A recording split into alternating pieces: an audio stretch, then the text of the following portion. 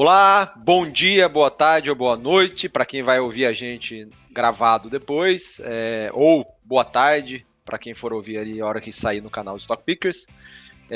Bom, bem-vindos aí a mais um Carteiros do Condado. Tudo bom com vocês, galera? Bom, Tudo ótimo.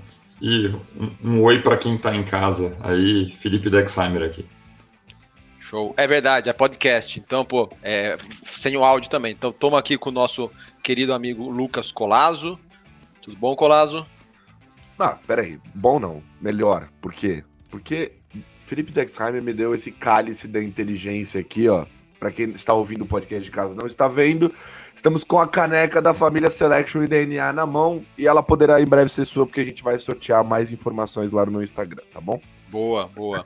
Bom, estamos aqui com o Cola, o Dex, que faz parte do time de gestão aqui dos Celestes DNAs também, e o Rodrigo Sgavioli, que é o head ali de análise de fundos e alocação, e ele é muito mais coisa lá, o cara tem tanto título que nem cabe no LinkedIn dele. Rodrigo Sgavioli. Eu não sei se isso é bom ou se isso é ruim. Fala, galera. Tô por aqui para mais um, só craque. Vamos lá. Boa, boa. Bom, eu vou começar aqui de maneira muito breve, como de praxe, falar um pouquinho de como foi o mês. A gente já está aqui na metade do mês de agosto, então falar de julho não é tão atrativo, mas eu vou dar um resumo para vocês para a gente não sair do nosso padrão, tá? O mês de julho foi um mês de recuperação ali para os mercados em geral. As principais classes de ativos tiveram bons retornos, né? Olhando lá fora, o S&P subiu mais de 9%, o Nasdaq subiu mais de 12%, os títulos de renda fixa lá fora, né? Os títulos de crédito tiveram um mês bastante forte, com retornos entre 2% e 4%, dependendo da região e da subclasse de renda fixa que você olhe. E como resultado disto, o Brasil foi, na maior parte das classes de ativos, impactado positivamente também, tá? Os títulos pré-fixados tiveram bons retornos positivos, a nossa bolsa subiu bastante, os multimercados na média tiveram um desempenho um pouco mais misto, ficaram ali um pouquinho abaixo do CDI, a gente vai falar disso, e a única classe de mais risco que foi na contramão aqui no Brasil foi o Tesouro IPCA, né? Os títulos atrelados à inflação fecharam ali o finalzinho do mês com retorno negativo, mas esse retorno negativo ele foi parcialmente revertido nos primeiros dias de agosto, tá? A gente teve uma recuperação forte desses ativos também.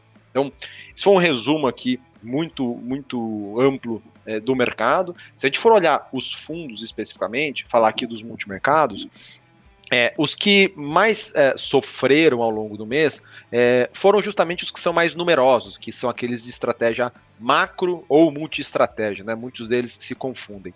Esses gestores tinham ali na média um cenário um pouco mais pessimista, e eles traduziram essas posições mais pessimistas, principalmente com exposições lá fora, tá? Notadamente, uma posição apostando na alta dos juros futuros americanos, apostando que por conta da inflação muito pressionada lá, o Banco Central, né, o Fed, vai continuar no movimento de aumento das taxas de juros, só que no mês, essas taxas de juros futuros, elas retrocederam, então isso foi contra essa aposta dos gestores. E uma outra aposta que alguns gestores carregavam e ainda carregam, é uma aposta de que em vindo a recessão nos Estados Unidos, né, ou se os Estados Unidos admitindo, né, porque a recessão técnica já ocorreu, já tivemos 2 trimestres de PIB negativo lá, mas se essa recessão se prolongar e for pior, muito provavelmente, é altamente provável que as ações sofram, né, as margens de lucro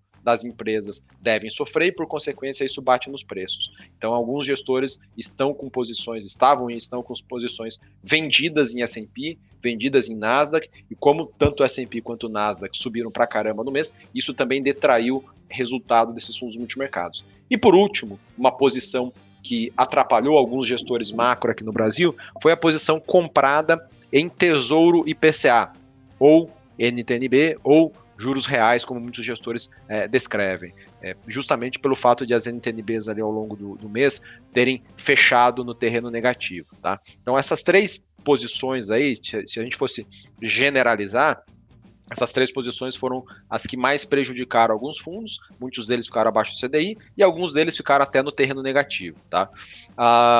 E do outro lado, quem foi beneficiado na parte de multimercados foram os gestores que principalmente estavam menos pessimistas lá fora e que tinham exposição a ações no Brasil, por exemplo. As ações brasileiras estão em níveis de valuation, em níveis de atratividade que não víamos desde 2008, segundo muitos gestores, tá? Tem um ou outro que não acha que está tão barato, mas são poucos. E por conta de a maioria achar que as ações brasileiras estão em níveis muito descontados, inclusive ontem, antes de ontem, teve um bate-papo bacana aí do Stock Pickers falando de ações, de uma das gestoras que está conseguindo ficar aí na frente, né, que é a XP Asset, com o Peixoto, mas por conta desse otimismo aí com ações, muitos gestores, seja macro, seja long and short, estão com exposição comprada maior. Não à toa, os fundos que mais, na média, né, que mais subiram no mês, foram os fundos de estratégia long and short, que tem uma exposição estrutural, na maioria dos casos, comprada em bolsa. Tá? Isso foi a parte de multimercados, e vou encerrar aqui em 40 segundos. Ações. Os fundos de ações no Brasil vêm perdendo por Ibovespa aí, há mais de 12 meses, tá? Se pegar as janelas de 12, 24 meses, tem muitos gestores que a gente admira, gosta, tem alocação, que estão atrás do Ibovespa. No mês de julho, especificamente, esses gestores conseguiram ter retornos ali na média acima do Ibovespa, tá? Algo que a gente não via aí há muito tempo. Os gestores, talvez seja o começo de uma reação aí para recuperar esse espaço que foi deixado para o índice, tá bom?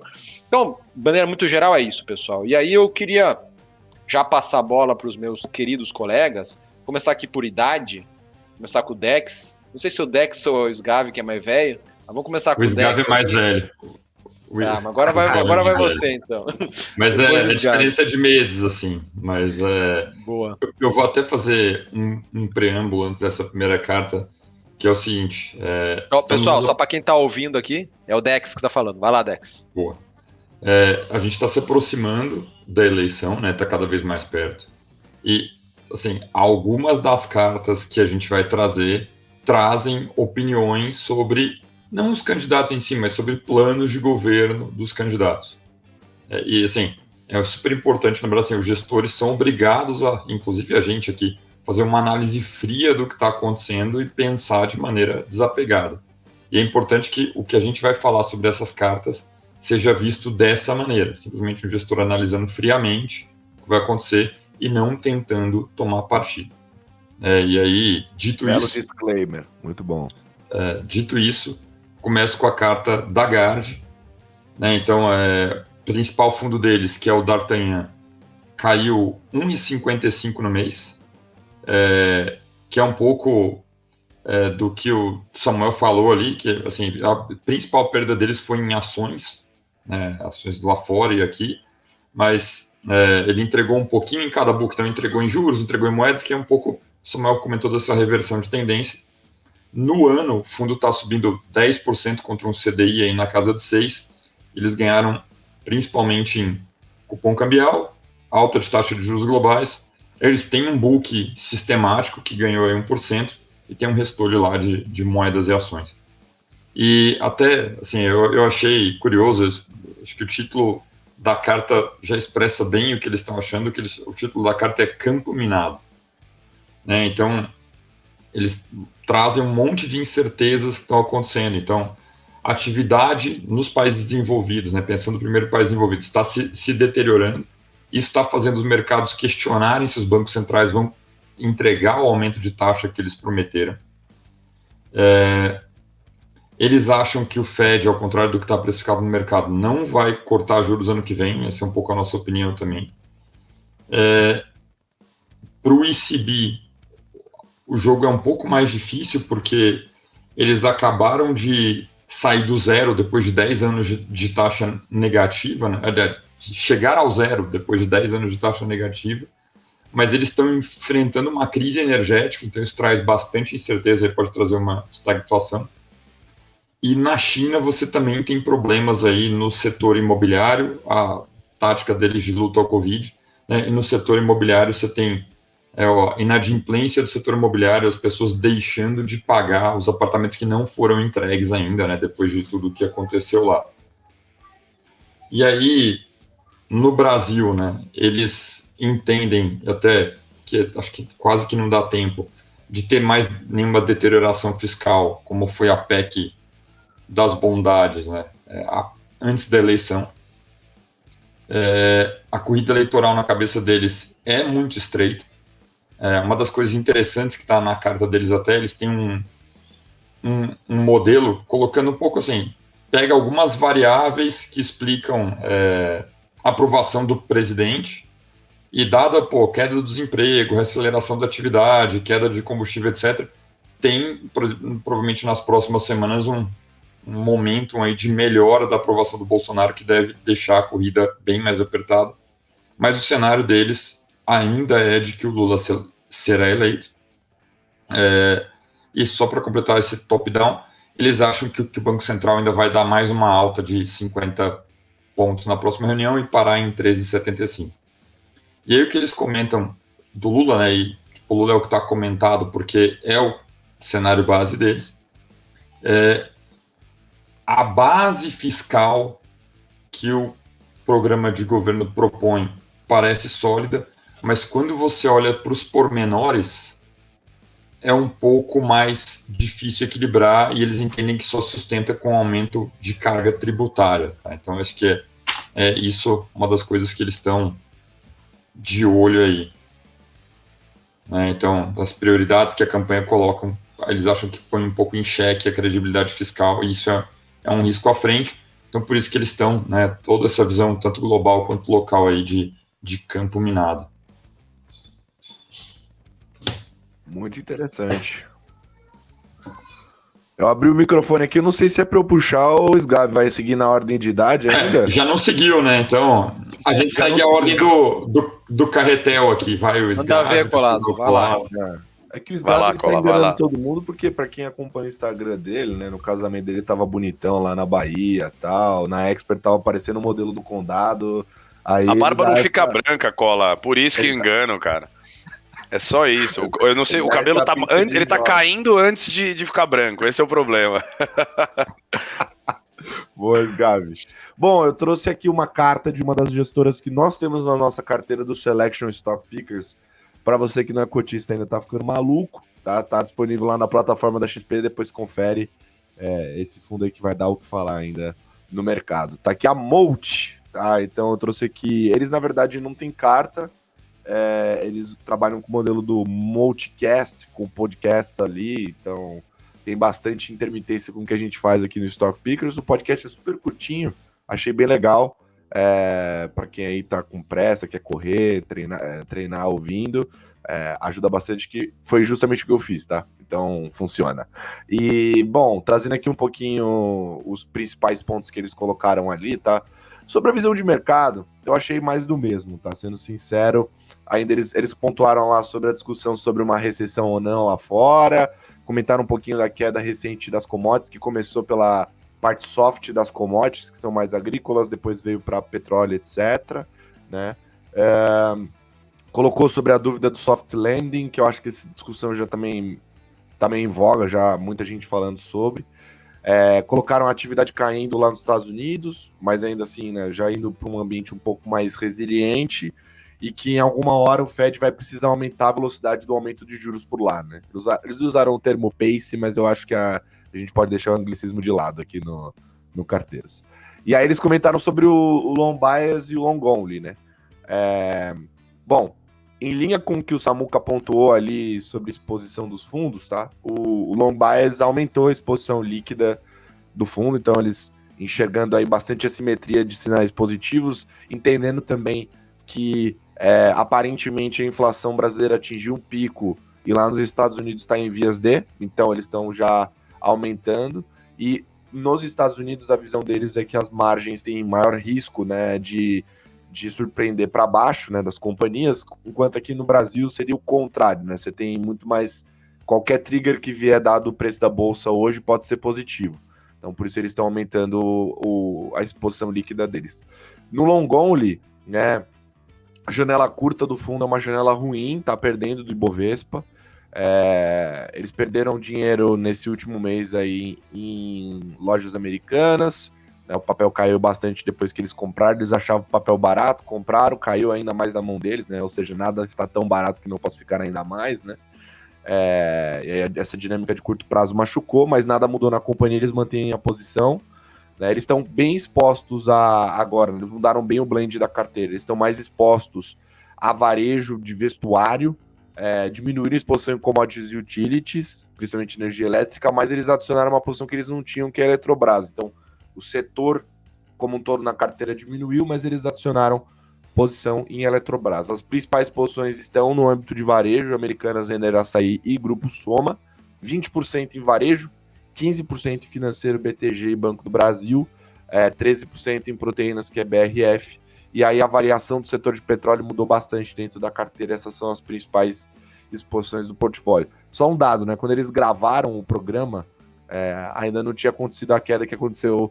Bom, a gente está gravando esse programa na sexta-feira, no dia de ontem a BRF derreteu 11%, então deve ter machucado um pouquinho mais a cota.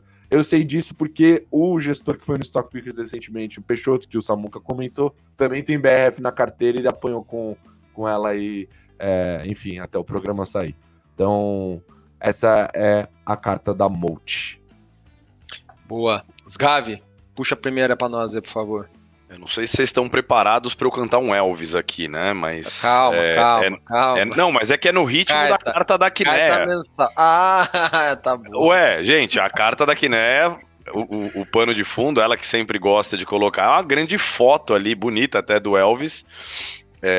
E aí a brincadeira que eles fazem é muito legal, porque eu, inclusive, assisti o filme e o Elvis causou um frenesi tão grande naquela época que ele precisava, o locutor que anunciava o Elvis precisava avisar que o Elvis não estava mais no recinto, né? Então tinha, quem vai assistir o filme, eu já tô meio quase dando um spoiler aqui, mas o cara anuncia, Elvis has left the building, e aí para as fãs não ficarem frenéticas procurando ele dentro do backstage ainda e tudo mais.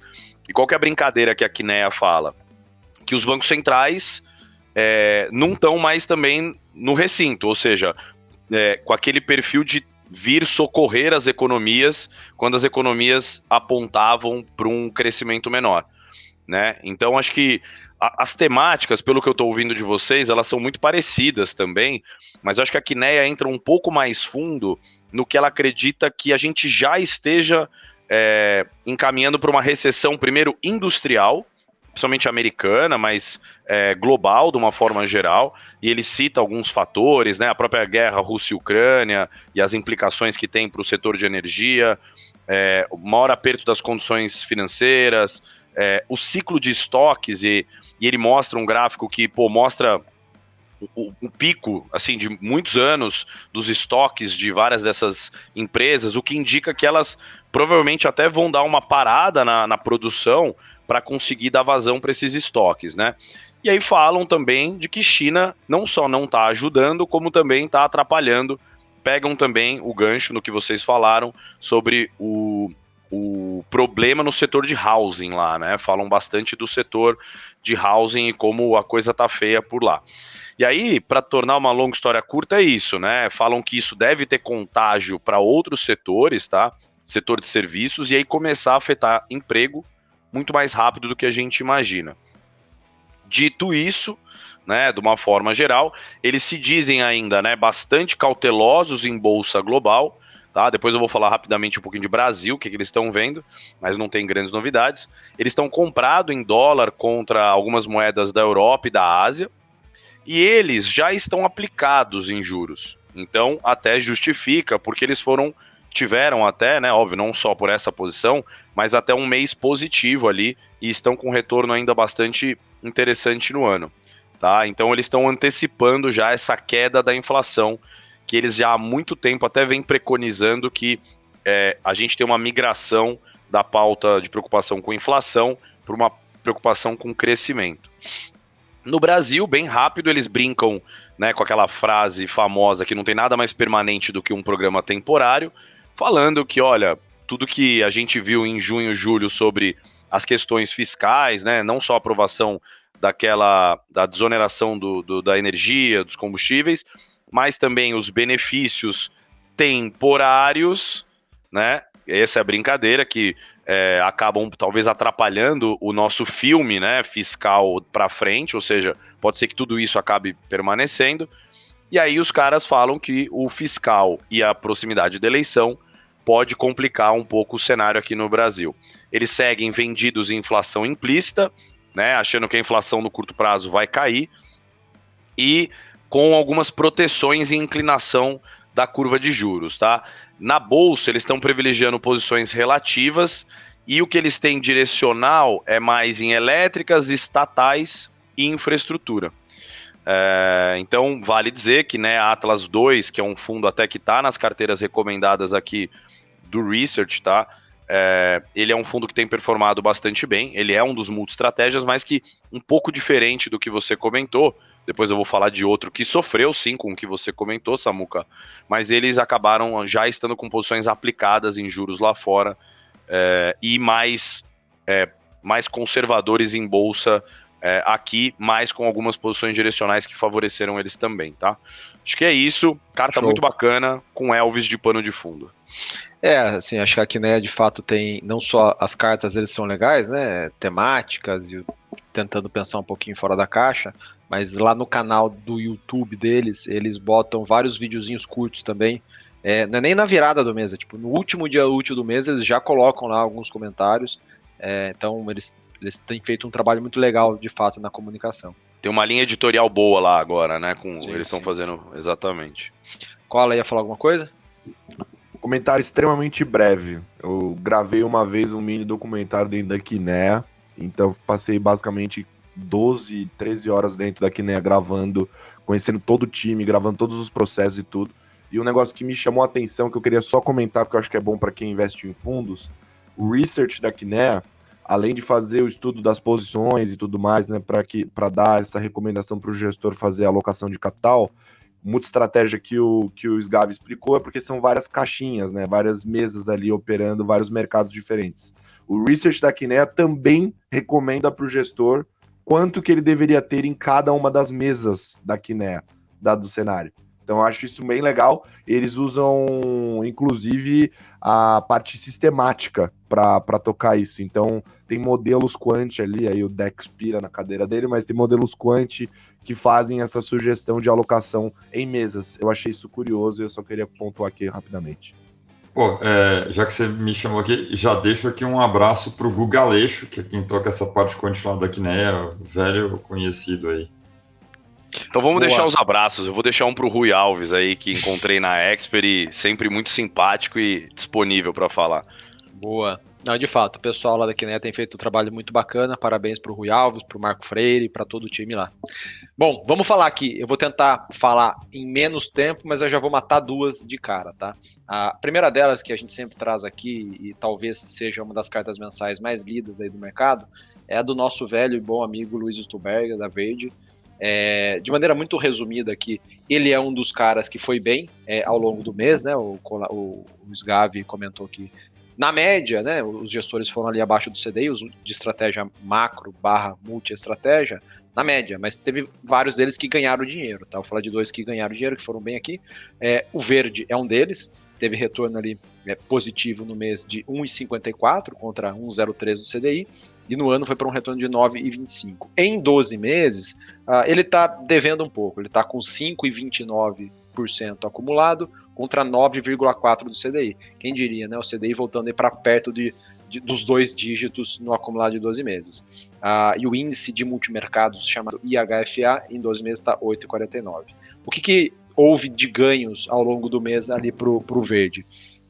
Posições compradas em ações, tanto no Brasil quanto lá fora, posições compradas em crédito lá fora, crédito high yield, que tiveram uma performance muito boa, e posições compradas em petróleo. E aqui, se a gente for parar para analisar, o petróleo caiu no mês fechado. Então eu estou julgando aqui que foi uma operação que eles devem ter meio que entra, sai, reduz, aumenta, para poderem ter ganho. Tá? E eram posições, acho que via opções, então é isto.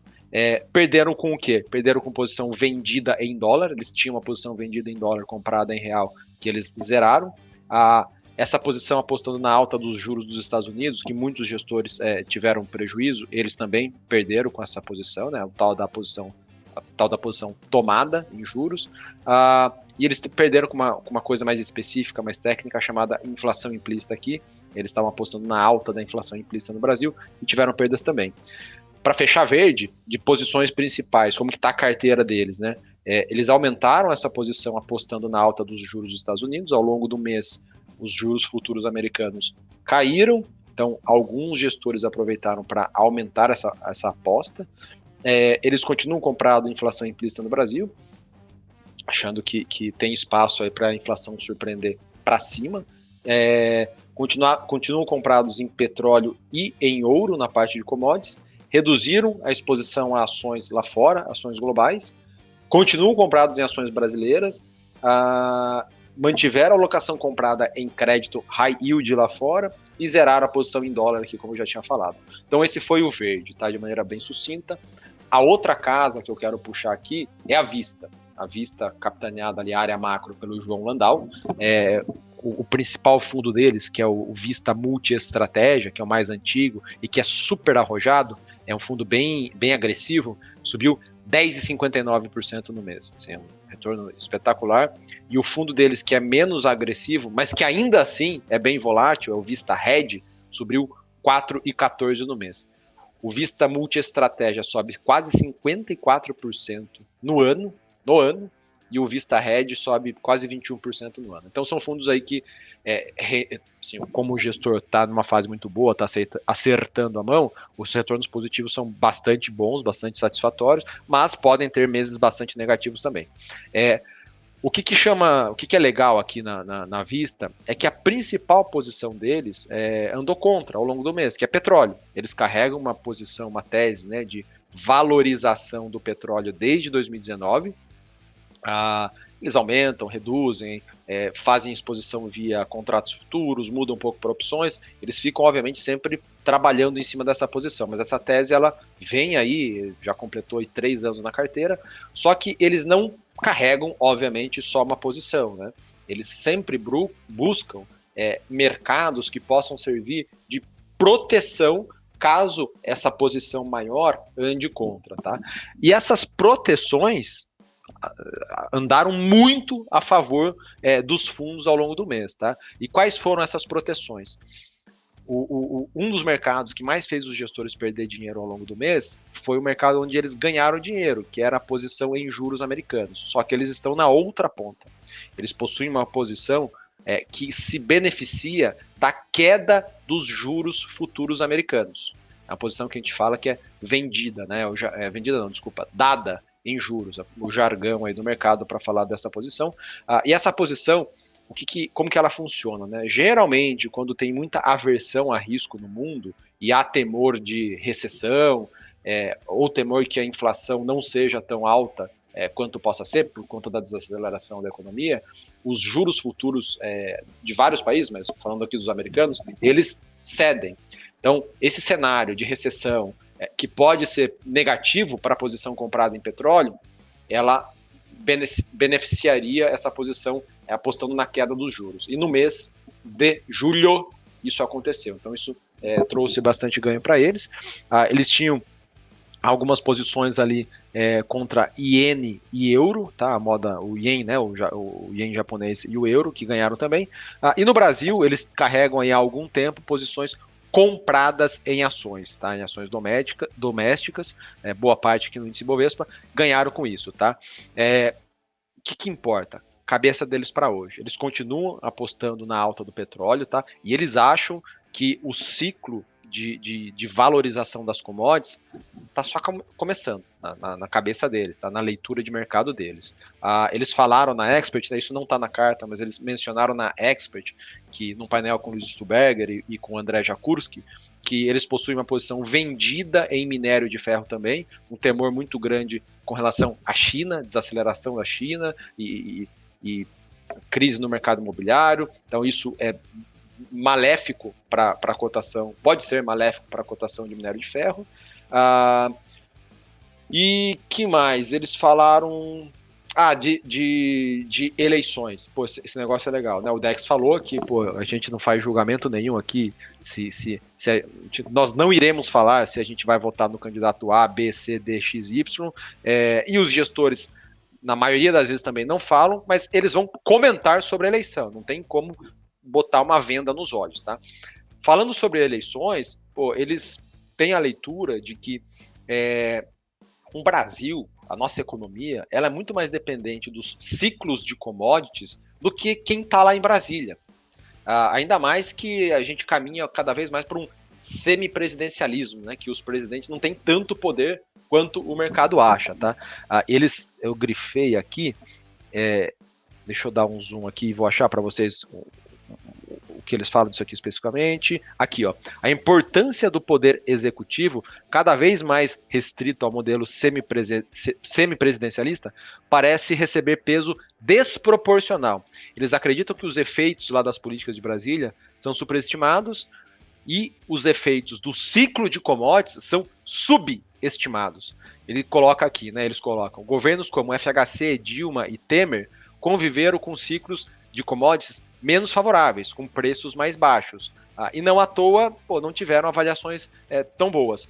Por outro lado, o Lula e o Bolsonaro tiveram ventos a favor com relação ao ciclo de commodities. E, na opinião deles, não à toa, tiveram avaliações aí na média melhores, tá? Então, dito tudo isso, como eles acham que o ciclo de commodities está só no começo, eles não acham que, se for o candidato A ou B, vai fazer grande diferença. Eles não acham que isso é o principal componente para o Brasil andar melhor ou pior. O principal componente, na opinião deles, é o ciclo de commodities. Então é legal ver essa visão um pouco mais agnóstica, né? Que, considerando todos esses pontos aqui, na opinião deles, sim, independente de quem ganha as eleições, o Brasil tem um vento aí a favor, tá?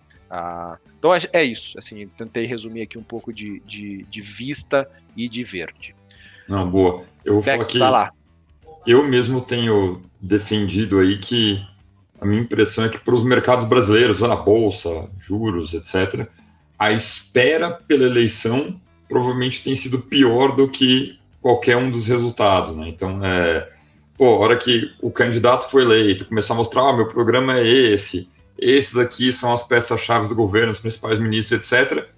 Isso eu acho que tende a melhorar do que em relação ao que a gente está vendo agora, que, o que será que o cara vai fazer? Então, isso é uma teoria aí um pouco fora da caixa aí. Eu tenho mais duas cartas aqui, são cartas grandes, e aí eu até ia perguntar como é que a gente está de tempo, senão eu já falo as duas, ou falo uma agora e falo a outra depois. Eu otimizaria. Se pauleira, manda ver. Então serei pauleira. Primeira carta de um fundo macro, Gávea. O Gávea é um dos gestores que está bem no ano e pegou bem essa virada de julho, né? Então, o Gávea Macro FIM, que tem menos risco, está perto de 14 no ano e subiu 1,13 esse mês. E o Gávea Plus está perto de, que é a mesma carteira com mais risco, está em 18% no ano e subiu 1,23 esse mês. Então, assim, eles têm vários pontos em comum a respeito do cenário global com a carta da Gard, mas acho que eles colocam mais, e com outras cartas macro que a gente falou, o que eles acham mais importante é que os bancos centrais dos países desenvolvidos e até emergentes também estão muito preocupados com a preocupação que a gente, como brasileiro, conhece bem, com desancoragem de expectativa de inflação e inércia inflacionária. E que nada que aconteceu nos últimos 30 anos é um bom guia para o que você deveria fazer agora. Então tem vários dogmas aí de política fiscal e monetária que estão sendo queimados. E aí, assim, eu não vou ter tempo de entrar aqui, mas vale muito a pena ler a carta. Eles pegaram 3 casos de países desenvolvidos, que não são os mais comentados, estão Austrália, Canadá e Nova Zelândia, e mais 3 casos de países emergentes do leste europeu, Hungria, Polônia e República Tcheca, e contando como que está evoluindo a política monetária, até o lado fiscal, o lado do governo, etc. E aí, só para dar uma rápida palhinha, a Austrália, final do ano passado, eu tinha falado disso aí, subir juro em 2024, começou em maio e já entregou quase 200 pontos de aumento, veio num ritmo super acelerado. o Canadá tem acompanhado o aumento de política monetária nos Estados Unidos, mas está com uma inflação maior e o câmbio deles, que deveria desvalorizar com a queda de commodities, não desvalorizou, então o valorizar com commodities não valorizou tanto, está atrapalhando o Banco Central. E Nova Zelândia foi um que seguiu super sério, começou o aperto de política mais parecido com o Brasil ano passado, ainda aqui em outubro, e agora a economia já está sentindo os efeitos da desaceleração. A Nova Zelândia, para quem não sabe, foi o primeiro país que criou o Banco Central independente aderente a uma meta de inflação. Então é super importante, até no quesito acadêmico de meta de inflação. E no leste europeu, ele pegou os 3 casos, né? Assim, vale dizer, na Polônia a inflação está rodando 16, a inflação ao consumidor. Na Hungria, a expectativa para o final do ano é perto de 13. Na República Tcheca é perto de 14. E esses países todos estão sofrendo, né? Na Polônia tem uma eleição, então o pessoal não quer fazer aperto fiscal. Na Hungria, é Hungria?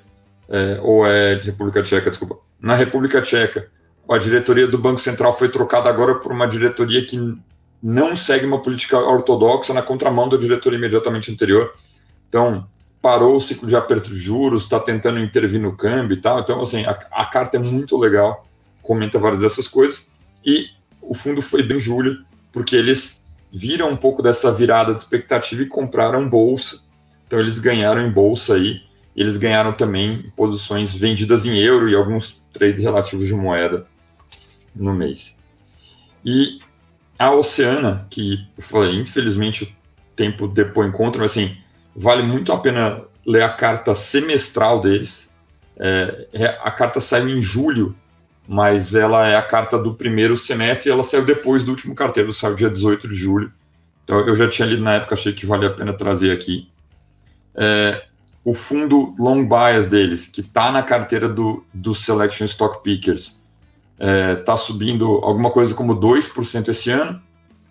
Só em julho subiu 5%, e aí principalmente com a posição comprada de ações. E vale a pena comentar no contexto deles, o fundo só caiu 5% ano passado, né, que foi um ano, só para lembrar, que a bolsa caiu quase 11%, e os gestores, tipicamente long short, long bias, long only, dos long bias, long only, caíram na casa de 20%, 25%. Então eles foram super bem ano passado, e esse ano estão pegando a recuperação.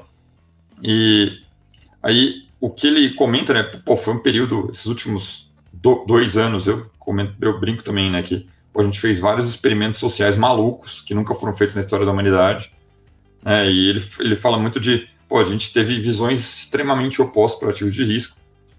E aí, no primeiro semestre de 2020, teve uma migração muito forte do mercado como um todo para as ações de tecnologia, inovação e alto crescimento.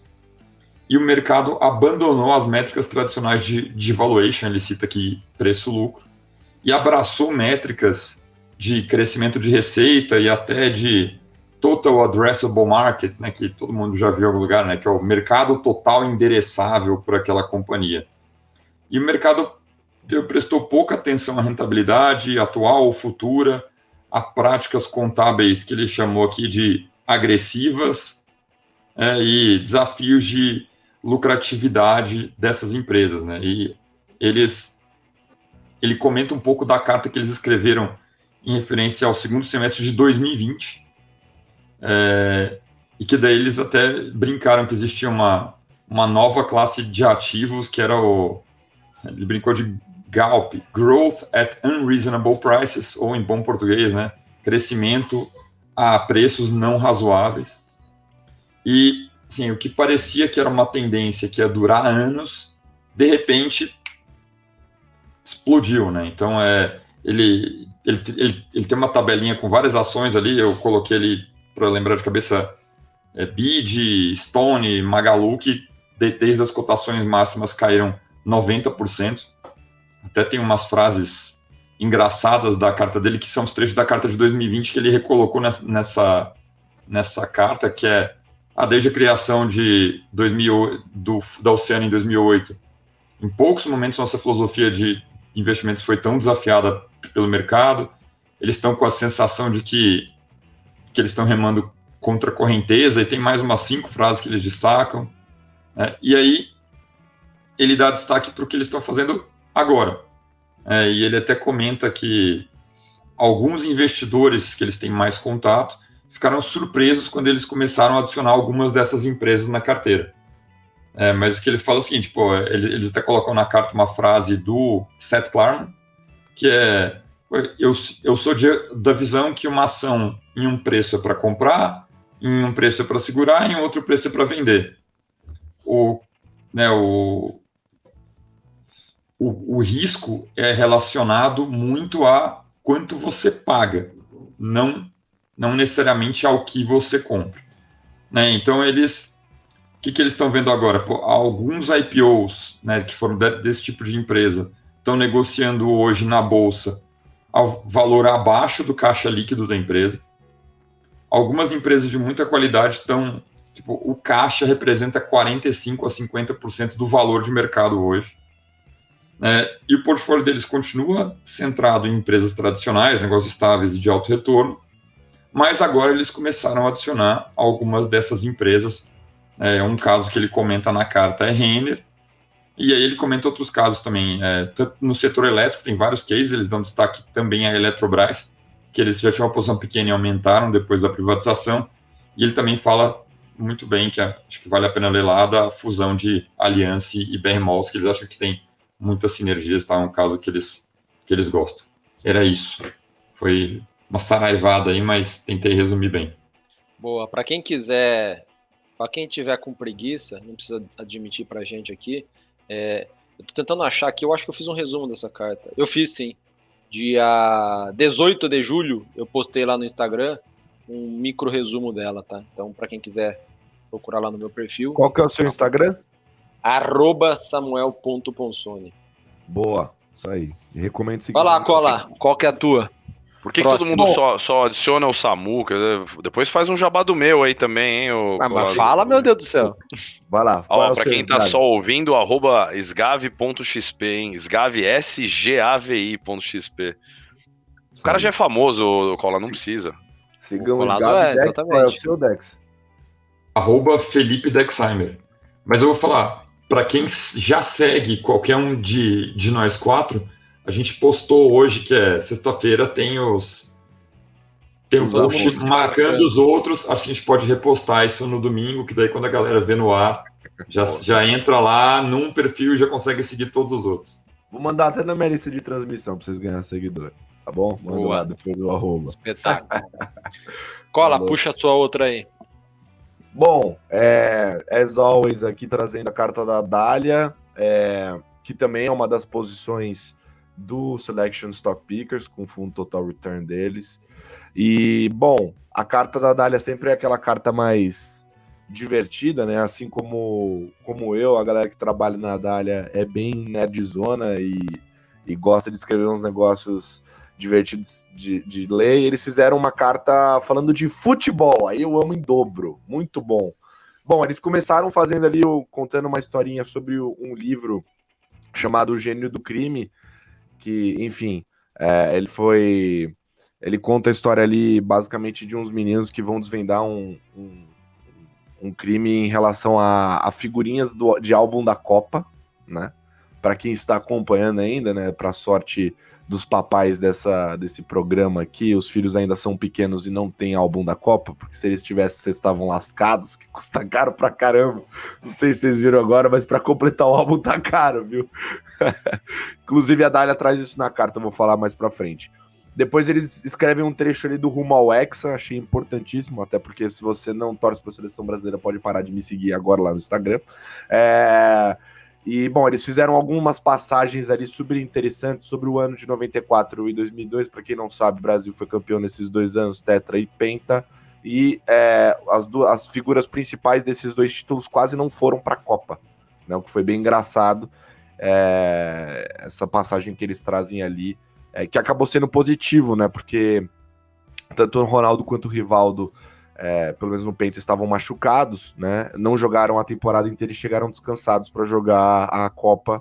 E para quem não lembra, também o Ronaldo fez os 2 gols da final contra a Alemanha, foi Maldex. E também o Rivaldo participou da jogada do segundo gol. Eu sou brasileiro, cara. Tava torcendo pelo Penta lá. Mas você é o único cara que eu conheço que fala alemão bem, então eu tive que fazer essa piada. Boa. Bom, aí ele traz isso, obviamente a Dália sempre fazendo isso muito bem, para o mercado, né? Então falou ali, fez uma comparação com 2002. E aí trouxe algumas questões bem interessantes, né? Primeiro, a desvalorização do real, né? A desvalorização do real chegou a ser 70% no ano, nesse ano de 2002, né? E que provocou um aumento de inflação em 2003 e também do índice de miséria. O índice de miséria é a soma da taxa de desemprego e inflação, né?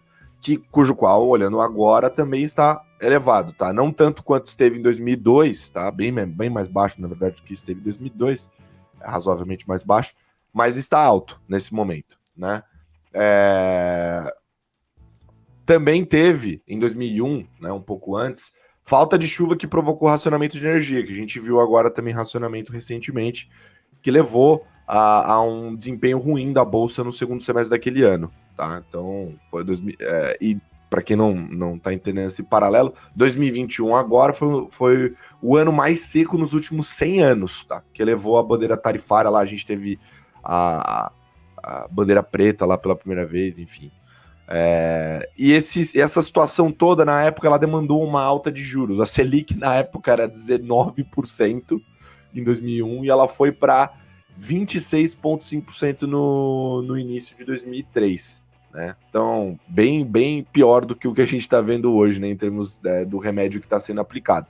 Mas, apesar desse remédio ser duro, se você olhar o gráfico que eles colocam ali na carta, a gente vai disponibilizar o link para vocês depois, dá para ver que a inflação arrefeceu e muito depois desse remédio amargo, né? E o Banco Central, que na época era do Henrique Meirelles, não perdeu tempo e cortou os juros em 1.000 basis points, 10% em 7 reuniões, né? E aí depois, em 2002, a gente também teve a questão do boom das commodities, que foi bem positivo para a recuperação dos preços de ativos aqui no Brasil, né? Bom, dito isso, trazendo, obviamente, para o cenário atual, a gente está vivendo algo meio que similar, né? A gente também tem uma taxa de juros que, enfim, está encerrando o seu processo de alta, mas em patamar mais elevado, né? Com um ambiente também inflacionário forte, né? Um remédio que está sendo amargo para o mundo como um todo, mas também, em contraposição, obviamente, arrefeceram bastante na janela curta, mas preço de commodity também um pouco mais elevado do que o comum, né? E tendem a ficar aí mais valorizados, o que, enfim, pode ser positivo. Óbvio que você tem que tirar algumas sazonalidades, né? Tipo assim, nos anos 2000, você teve algumas coisas que são irreplicáveis. Por exemplo, a questão da migração de 300 milhões de habitantes na China, né, da zona rural para cidades que dá um Brasil e meio construído do zero, né? Obviamente, esse tipo de coisa a gente não deve ver. Aliás, a gente fez um macro picker sobre China com o Fenoli lá da WHG, ele falou dessa diminuição do beta do Brasil com a China, né? A China não vai ser mais aquela coisa de construção civil e tal, que é o que beneficia o minério e por assim dizer, beneficia o Brasil. Agora vai ser mais energia renovável e tal, né? Enfim, eu trouxe algumas visões que eu achei legal, que é mais uma provocação que eles colocam para mostrar que tá aplicando um remédio amargo agora, mas se a história continuar rimando com o passado, em tese, a gente deve ver uma inflação caindo, que eventualmente também pode beneficiar a Bolsa com esse cenário também dando sequência, né? Obviamente não é a mesma coisa, porém pode acabar rimando a história aqui no Brasil, tá? E aí depois eles trouxeram um gráfico muito legal sobre a ilusão do dinheiro, trazendo o preço das figurinhas da Copa. Eu achei isso muito legal. Não sei se vocês sabiam, mas de 2006 para cá, o preço das figurinhas subiu 570%. Se houvessem derivativos disso daí, e a gente tivesse comprado isso nos fundos DNA, a gente estava gigante, né? A gente, infelizmente, não tinha esses derivativos disponíveis no mercado. Tá? Só que se você ajusta isso por dólar, tá? E se descontar, fazer essa conta em dólares e descontar a inflação, na verdade a alta disso foi 80%. Então saiu de 570 do nominal para 80%, que dá um um aumento real no preço de 4% ao ano só. É bem diferente do aumento que antes era 60 centavos o pacote, agora tá R$4, tá? Então foi melhor ter NTNB mesmo. Exato, e não me enche o saco, né? E não me enche o saco. Exato. Eles trazem isso para mostrar que a desvalorização da moeda e a inflação, elas causam essa ilusão do dinheiro no tempo, né? Então, assim, eles colocam, né, aqui também que outra ilusão desse dinheiro no tempo é quem teve a oportunidade recentemente de ir para Buenos Aires, né, e ter gastado ali R$150 em um jantar em família, né, teve que levar ali 100 notas de 100 pesos e vários elásticos de dinheiro para se preparar para fazer essa viagem aí, para conseguir pagar essa conta. Então tem várias ilusões ali, né? Daí enfim, carta muito gostosa de ler, como sempre, recomendo demais, divertida, você aprende dando risada e super provocativa. E eles fazem ali o trecho do futuro, que daí é para falar de posição, tá? Sempre o final da carta da Dália é para falar de posição. Fechando aqui, diferente do que a gente leu até agora, eles estão mantendo o nível de risco dos fundos próximo do neutro, tá? Então eles não estão nem otimistas e nem pessimistas, né? E aí eles justificam, né? Porque os riscos de uma forte desaceleração global, eles permanecem ainda vivos e a inflação continua alta, né? Mas, ao mesmo tempo, né, esses riscos parcialmente parecem já estar refletidos nos preços dos ativos, né?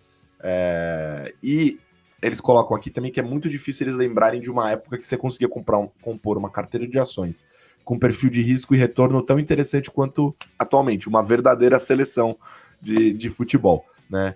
E nos próximos meses a gente também deve observar alguns eventos importantes, principalmente atrelados a eleições ao redor do mundo, né? Você tem a liderança na China, Congresso americano e a presidencial aqui no Brasil, né? E aí, a depender desses resultados e da inflação, a gente pode ver as políticas econômicas que suportem mais o mercado, talvez para o final do ano, né? E aí os ativos de risco, e aí eles colocam aqui, né, uma conclusão, né, sobre os ativos de risco, que hoje eles não são os favoritos nas carteiras, como em 2002 e 1994 o Brasil também não era para a Copa, né? Outubro de 2002 também foi a mínima da Bolsa na época. Em junho de 2003 o Banco Central começou a cortar juros e a Bolsa seguiu subindo, né?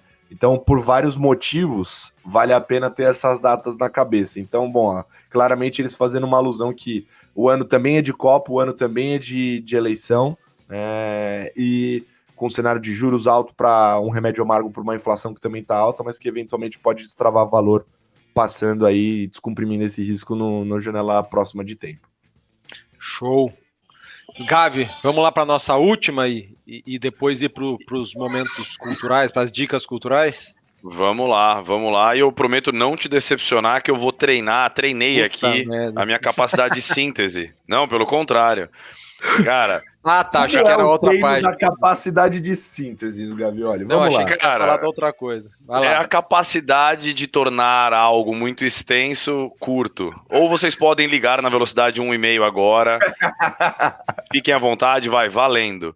Mas basicamente, eu vou trazer a carta da Ibiúna, sobre a família macro de fundo deles, que vai muito bem, obrigado, no ano, 12 meses, 24 meses, porém, mês passado foi um mês ruim em quase todos os mercados, e o destaque da carta é juros, né? A carta fala muito de juros e o quanto eles sofreram com essa reprecificação para baixo dos mercados, com a alta de juros lá fora, principalmente. Eles falam muito dos juros dos países do G10, né? E principalmente até dos Estados Unidos. Então, eles talvez não concordem, pelo menos nas posições que eles têm, de que os juros que foi dado, que já está talvez anunciado para a próxima, seja uma antecipação, talvez, do orçamento de juros do ano que vem, porque até o Deck sabe, a gente tem comentado nos comitês, o mercado passou a precificar até queda já de juros para o ano que vem, né? Acho que a Ibiúna não concorda também com esse corte de juros lá fora já no ano que vem. Então ele acha que de certa forma isso os prejudicou, mas eles ainda insistem, acreditam que o Fed vai ter que ser mais duro e os bancos centrais do G10 de uma forma geral. Na contrapartida, Nos emergentes, eles acreditam que a maioria já está em outro momento do ciclo, né? Esses caras já estão, de fato, já deram bastante, os bancos centrais desse país já deram um orçamento de juros muito maior, então eles acreditam que ali eles conseguem ficar ali com posições apostando já na queda de juros nos emergentes, incluindo no Brasil, tá? Chamam a atenção para o que todo mundo tem chamado, e inclusive nós, aqui nos nossos comitês, os principais riscos de Brasil são âncora fiscal e ruídos da política, que agora está muito perto, né? E até então vinha produzindo pouco ruído. E aí vou resumir as posições que eles detêm hoje de uma forma geral, que são posições aplicadas em juros nominais e reais aqui no Brasil, tá? E também algumas posições de valor relativo, tanto na curva de juro real quanto da de implícita. Lá fora, eles reduziram as posições tomadas em juros dos países do G10. Acho que machucou um pouco ali, eles resolveram reduzir um pouco o risco. E nos emergentes, eles estão adicionando posições que beneficiam desse achatamento da curva de juros, já com algumas posições aplicadas em alguns países específicos em que, de fato, eles acham que o ciclo já está finalizado, né? Posição muito baixa direcional em moedas, que também machucou eles no mês passado, tá? Em renda variável, de uma forma geral, eles estão com long shorts não direcionais também, assim como eu tinha dito ali da Kinea, que tinha bastante posições relativas não direcionais, eles também estão com essa posição. Em commodities, o único destaque é uma posição vendida em ouro. Posições em créditos, principalmente em Brasil e emergente, eles têm aqui, tá? Em crédito corporativo. E também eles continuam ali com posições não muito discriminadas, né? Eles não abrem detalhes, mas de posições do time quantitativo deles, tá? Então, cara, acho que é uma carta que fala muito de juros, de uma forma geral, e principalmente dos juros aí do G10, que de fato machucaram bastante no mês passado, e eles continuam com uma posição tomada, mas um pouco menor. Fui bem, né, Samuca? Explorar, é excelente. Mas explorar o mercado de juros, de fato, é uma das grandes expertises lá da Ibiúna, né? Historicamente, esses 12 anos de histórico deles, eles sempre conseguiram extrair bastante retorno de juros no Brasil, Estados Unidos, Europa e por aí vai. Momento dica cultural. Boa. Bom, dado que eu sou o quarto aqui a falar, eu já vou aproveitar para falar as minhas dicas, 2 dicas, que eu tenho explorado pra caramba o velho e bom YouTube. Tô pagando lá o YouTube para não ter propaganda, aproveito para usar bastante. Mais um, dá para dizer que é um streaming da vida que a gente usa, tá? 2 documentários que eu acho super legais, pô, para quem quer aprender mais sobre mercado, tal, sobre a história do mercado. Pô, 2 muito bacanas. O primeiro deles, vou falar o nome em inglês aqui, vocês me perdoem o sotaque horroroso, mas é o JP Morgan Documentary, How One Man Financed America. Não tá tão ruim assim, né?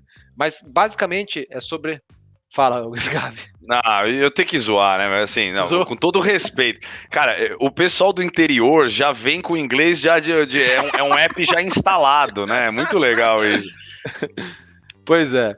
Mas dito isto, é a história do JP Morgan, assim, do banco JP Morgan, né? E por trás tem a pessoa física, né? E isso é muito legal de entender quão relevante esse banco, né, e essas pessoas físicas aí por trás foram para a economia americana. É bizarro o poder e a interferência que eles tiveram nos mercados financeiros americanos. Muito legal, tá? Tá num canal chamado Business Casual. Nós vamos colocar o link no Telegram do Stock Pickers, tá? Mas para quem quiser já procurar aí, é Business Casual, JP Morgan Documentary, How One Man Financed America. E é mais ou menos isso, assim, um homem financiou ali grande parte da expansão dos Estados Unidos. Muito bacana, recomendo para todo mundo, tá? O outro que é muito legal, tem um canal que eu já citei aqui várias vezes, que é Finaius, Finaius, Finaius, que fala sobre a história do Steve Cohen, America's Most Profitable Day Trader. Eu não sei se. Eu acho que eu não falei disso aqui em episódios antigos, tá? Mas o Steve Cohen, ele foi um dos caras nos quais aquele seriado Billions foi baseado. O Steve Cohen foi processado por insider trading, por fazer negociações, manipulação de mercado. Ele ganhou, assim, um dinheiro extraordinário, tanto para ele quanto para um fundo de uma gestora chamada SAC Capital. Então, assim, foi um hedge fund super agressivo que parecia acertar quase tudo. E, pô, quando foram ver, assim, tem uma parte que era a genialidade dele de fato, mas tinha uma outra parte que era o cara subornando diretores de empresas, subornando membros do governo para ter informações privilegiadas, tá? Então, só que, assim, após ele ser investigado, no entanto, descobriram que uma boa parte das operações era isso, né?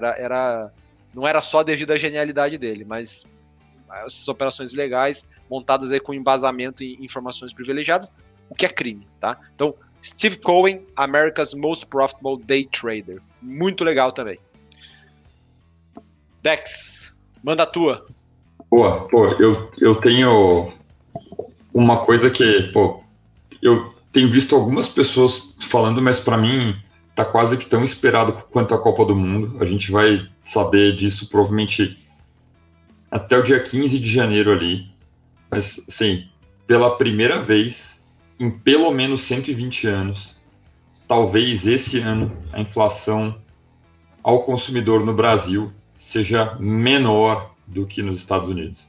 Assim, eu tô falando sério, assim, 120 anos, mas talvez pode pôr 500 anos na conta, assim. Um negócio que nunca aconteceu, né, e tem muito a ver com isso, com a gente ter começado o ciclo de aperto monetário antes do que eles e tal, e o choque inflacionário ter sido global, mas, pô, isso é uma dica cultural, assim, para quem não olhou, dá uma olhada. Eu até olhei na Bloomberg antes de entrar aqui. A expectativa de inflação no consumidor americano em dólar está 8%, e até na carta da Guardian, eu peguei uma estimativa boa ali, 7% para o Brasil. Então, assim, pô, vai ser super apertado ali. E essa é uma dica cultural interessante. Para que, né, para você ficar acompanhando quase igual a Copa do Mundo, mês a mês ali e tal.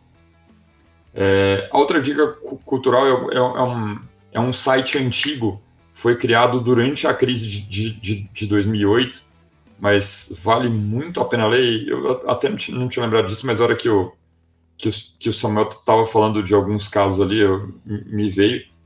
Tem um site, chama HF-Implode, é o Hedge Fund Implodometer, né?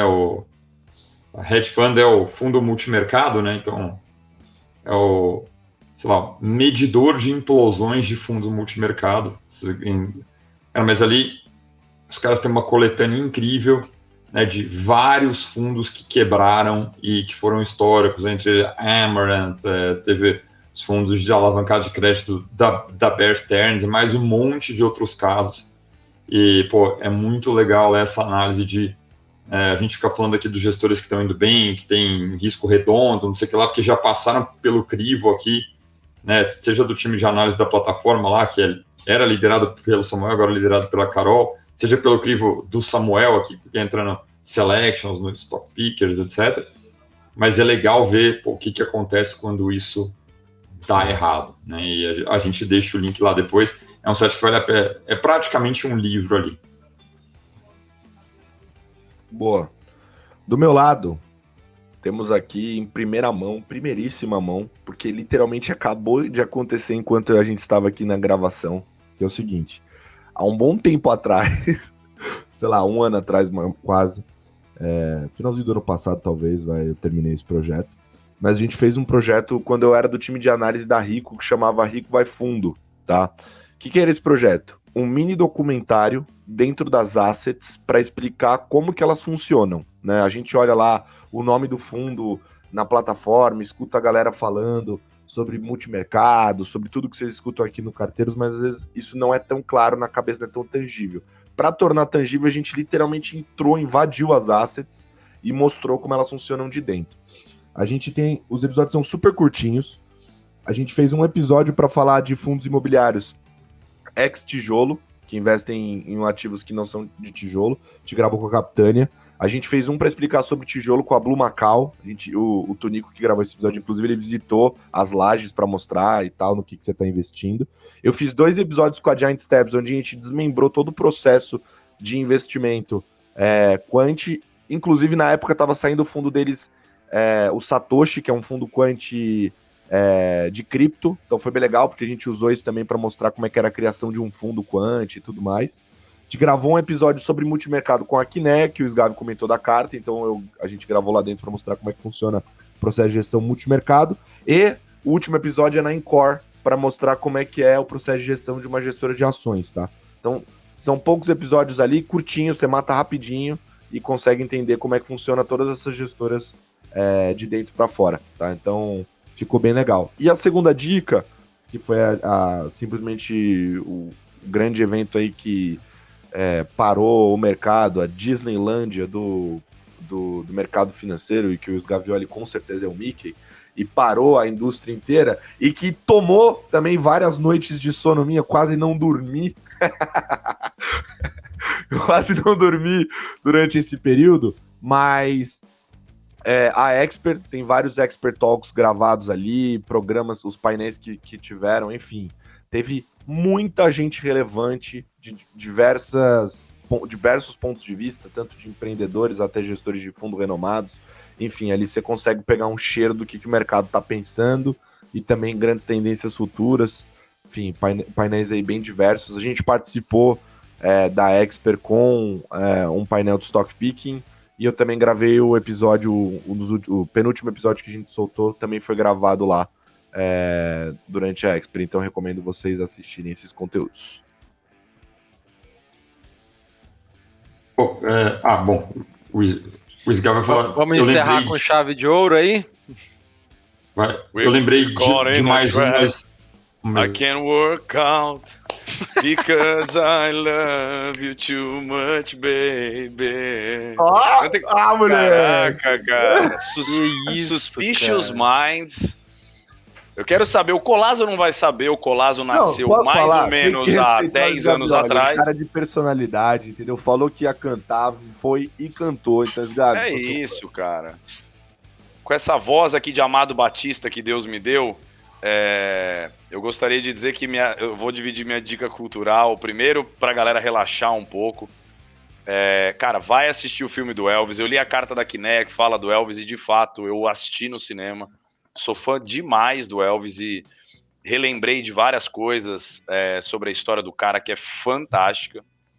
Então, vai dar uma relaxada também, depois que vocês seguirem as dicas culturais dos meus amigos aqui todos. Vai lá no cinema um pouquinho, comer uma pipoca. O filme do Elvis está fantástico. E a segunda dica cultural, que eu vou deixar depois ali o link, é que tem um jeito também aqui na plataforma de conteúdos da XP de você ter acesso a um resumão de vários dos principais painéis. Por exemplo, num quadro que eu gravei lá, com 10 das principais gestoras, a começar pelo Rogério Xavier, que já foi publicada, e hoje vai ser publicada, hoje, quando estamos gravando, na sexta-feira, a da Verde, com Luiz Parreiras. Então, para quem estiver assistindo no domingo, já vai ter esse episódio também, para você ter um papo descontraído. Ver o Xavier descontraído é fantástico ali. O Parreiras, eu sou suspeito que eu fiz faculdade com ele, então já foi mais tranquilo. Olha, mas o enfim, brother do Sgavi, meu. Tá louco. Imagina a Ó, resenha. Posso arriscar uma versão dessa música do Elvis aqui? Pô, por favor, na paródia, Meu isso? Deus do Esse céu. episódio tá muito Produção, bom, gente. ajuda. Tô Produção, adorando se isso precisar cortar, é a partir daqui, hein? Então vamos lá. Não, mas é bom, ó. It's an inflation trap. I can't hold on. I'll have to raise the interest rates, baby. Sensacional. Vai entrar pros anais da história isso daí. Puta merda, tem que mandar a letrinha da música depois. Enfim, pessoal. Pra quem nunca trabalhou Quem sentado sabe faz ao vivo. perto de mim, do Samuca, assim, e com outros, cara, assim, tem muitos amigos, colegas de trabalho que eu tive, que a gente fez de musiquinhas do que estava acontecendo no mercado. Mandava no e-mail. Marchinha de carnaval, fazia tudo mandava é no e-mail. desculpa. Pô, essa aqui foi espontânea, surgiu essa.